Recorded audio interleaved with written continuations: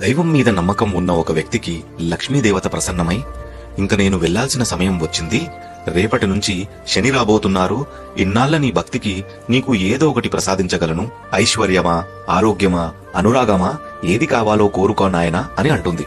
అమ్మా, నాకు ఏ కష్టం వచ్చినా తట్టుకుంటాను, కాని నా కుటుంబంలో ఒకరంటే ఒకరికి అనురాగం ఉండేలా చూడు తల్లి అని అనగా తదాస్తు అని వెళ్తుంది.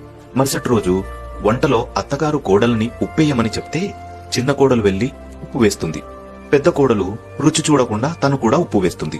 భోజనానికి వచ్చిన పెద్దాయన రుచి చూడగానే శని ప్రభావం మొదలైందని తెలుసుకొని ఏమీ మాట్లాడకుండా తిని వెళ్లిపోతాడు.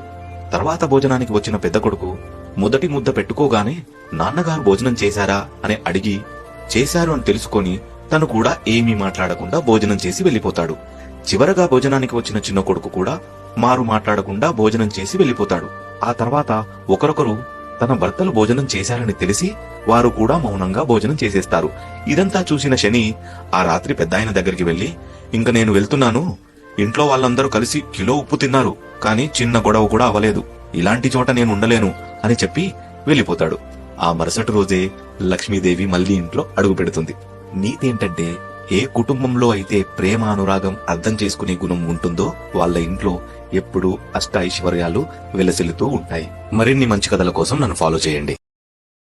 Download share chat.